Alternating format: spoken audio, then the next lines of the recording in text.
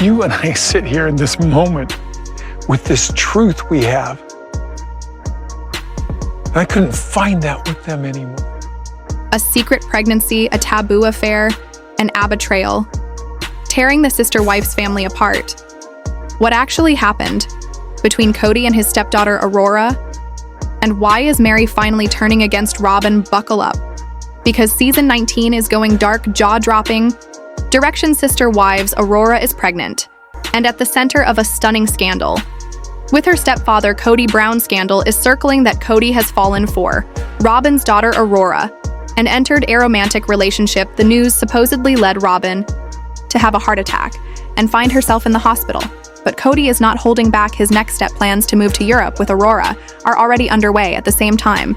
The sister wife's deception web tightens as Robyn's manipulation starts to be revealed. Meri, once one of Robyn's strongest supporters, is now finally beginning to see the cracks form her staunch devotion to Kody.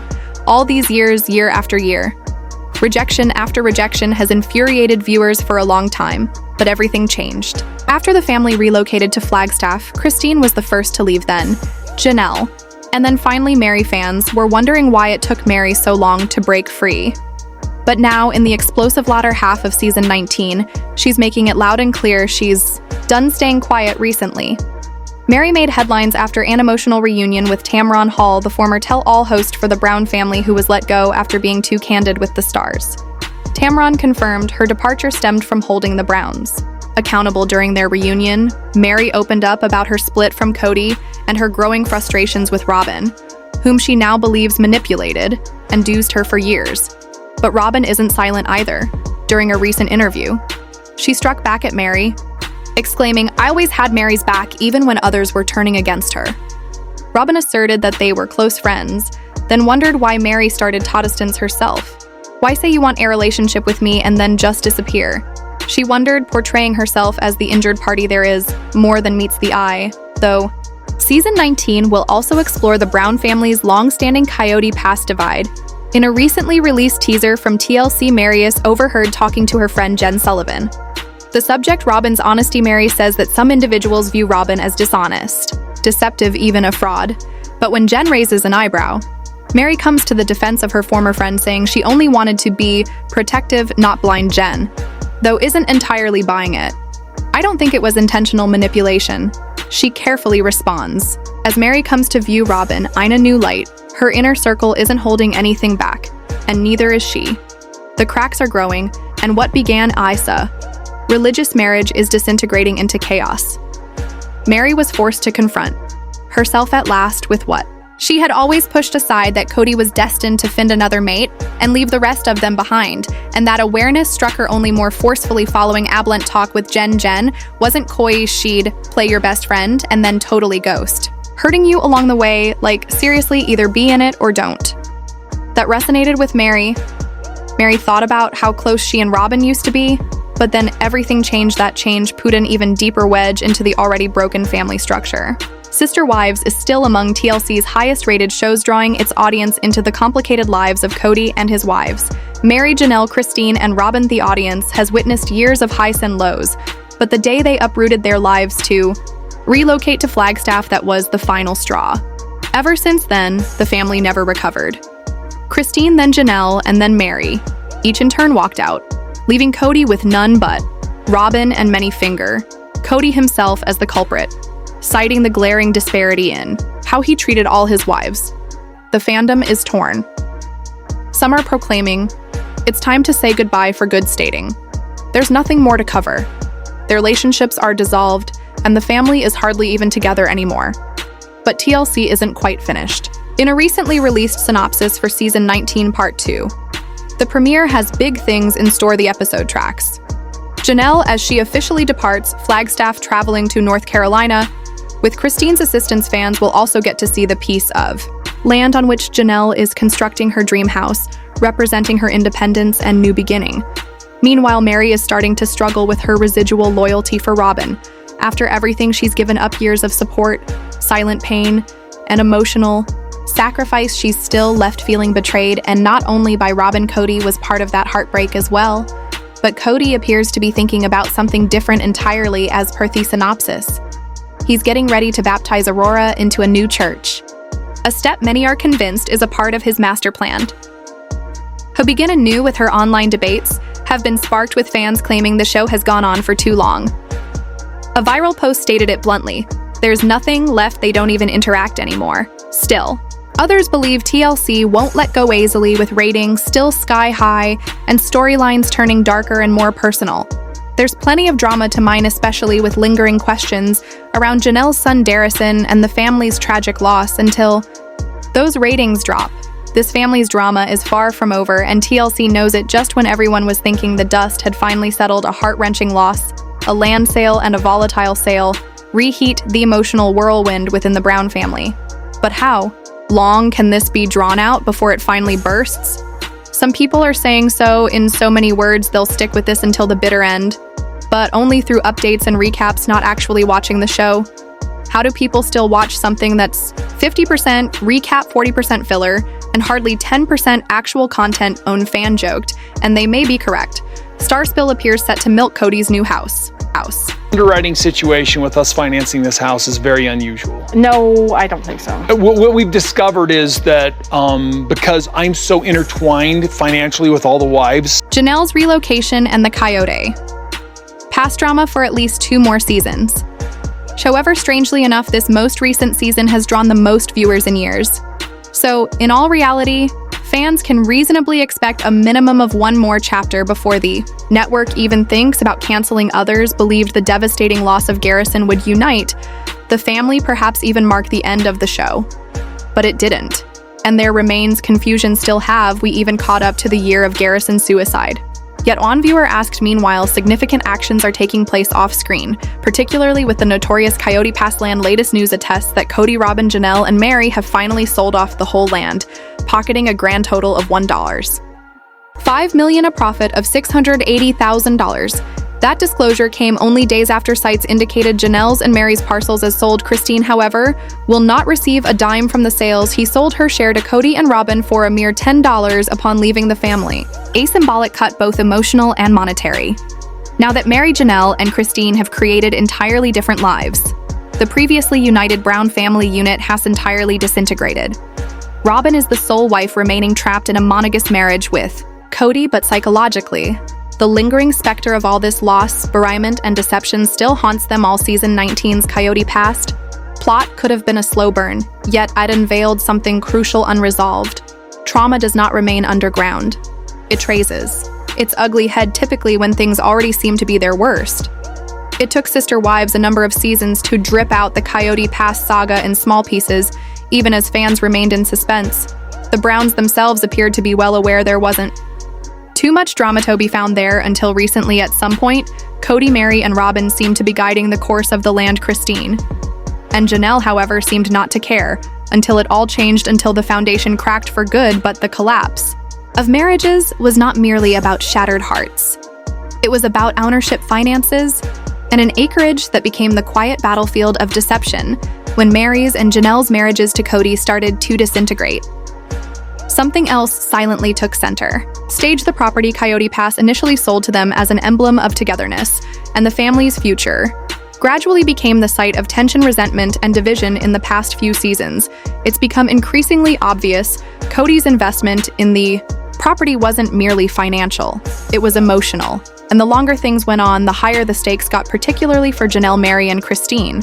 While Christine did decide to leave at the conclusion of season 17 of Sister Wives, giving up her share of the property to Kody in the process, Janelle and Mary were still entwined in the web of law and money. That entwinement would prove to be haunting. The property wasn't real estate. It was an icon of promise, broken off relationships fractured in the effort to fulfill promise. And while Kody was all public grief for losing his wives, fans paid particular attention to what they considered peculiar. Kody acted more angry over losing the property than he did his brides after all those years of planning, buying, and inching toward a dream. Letting go of Coyote Pass seemed like a personal loss to Kody, and without Christine, the onus of figuring out what came next landed squarely on Janelle. And Mary, Janelle, who had been so public about her financial, was finally speaking out. She didn't mince words, detailing how much of herself and money she'd invested in Coyote Pass. She explained in wrenching candor how hard it was to see her investment become just another cause for stress. Her anger wasn't with Kody alone, it was with the system they'd created and how it had let her down. Janelle made it abundantly clear the division of the land never seemed equitable, and her increasing financial hardship only added to the emotional burden of that fact. Meri, on the other hand, has been much more subdued. Unlike Janelle, she hasn't been sharing as much about her share of the land. But what's apparent is her attempt to distance herself from Kody as much as possible this season, while she's kept mum about being involved in Coyote Pass actions. Do speak louder than words. She's been backing away emotional, legal, and financially, attempting to cut loose every last connection. But as one chapter is closed with land sold, allegiance is broken and economic connections severed, another tempest develops. In the next generation of Browns, this time it's Mykelti, and her struggle is not with Kody, it's with her own body. Meri's feelings, after learning how Kody secretly redistributed the land, have transitioned from mute withdrawal to scorching indignation. From subtle withdrawal, it has escalated to active defiance during the second half of season 19 of Sister Wives. It's obvious Meri is no longer quietly sitting on the sidelines anymore. What once was portrayed as Kody's go-to wife now seems willing to join in the push back against him and everything Coyote Pass stands for. It's a total departure from how she had been written about in past seasons, and the fans are definitely noticing as the Coyote Pass saga finally comes to a close. Both Janelle and Meri cashing out theirs, a fresh buzz. The land that once represented family cohesion is gone, and with financial bonds completely cut, the question hangs what's left to keep this family intact. Some viewers are doubtful with the property sold, and the big players cleared out. Many sense that this might be the ideal moment to bring these rees to a close. Do we need more of the same drama, they wonder. Nevertheless, the Brown family knows how to remain in the limelight, and fresh drama is already on its way. Enter Mykelti Brown patron as the older generation fights it out for land and allegiance. Mykelti is fighting. If Kody's not willing to buy me out, then I'm gonna have to do something with it. But we got to pay it off, and he's not talking to me about it. Something much more personal: pregnancy. And for her, it's a war. In an exclusive preview of the September 29th episode, Mykelti, 28-year-old daughter of Christine, and Kody is opening up about being pregnant with twin sons, Archer Banks and Ace McCord, whom she gave birth to husband Tony Padron in November 2022, but she's not beating around the bush. I'm ready to be done, she confesses, hopefully knock on wood. This is the last time I'll ever be pregnant again, in a confessional. She gets even more candid. I love the idea of having more kids in the future, but they will not be coming out of my body. Her face is serious as she adds, pregnancy is miserable. It's literally awful. Later in the episode, Me opens up to the family about an emotional decision she'll be delivering the twins via C-section. I've come to terms with it. She says, I'm letting goof the idea of a vaginal birth and accepting what's best for me and the babies. While Mykelti prepares to bring a new life into the world, the family continues to reckon with how it handled the past, especially when it comes to Christine, the woman who helped hold them all together and got nothing in return. I'm not exactly thrilled about it. Mykelti admits her nerves clear as she talks about the upcoming C-section. Viewed, at least her family will be able to witness the moment alongside her. Christine, always eager and supportive, lights up when the doctor's plan is mentioned. There's a cloth there though, right? Christine asks, gesturing to Mykelti's stomach. Mykelti gently corrects her. There'll be a curtain in front of my face so I won't see the actual procedure. But Dr. Bean said he could put a mirror down there if I want to watch. Christine's response is immediate, pure excitement. Sign me up for that, she exclaimed, smiling. That's so cool. In her confession, Mykelti concurs with her mom's eagerness. If I don't feel what's going on, I at least want to see it. I want to know it's my body, my birth. She's anxious, yes. But there's a spark of enthusiasm in her voice. I'm really excited about tomorrow, she says, her eyes shining with anticipation. But whereas Mykelti's tale represents new beginnings, Christine's is a grim reminder of sacrifices unacknowledged in the wake of the sale of Coyote Pass.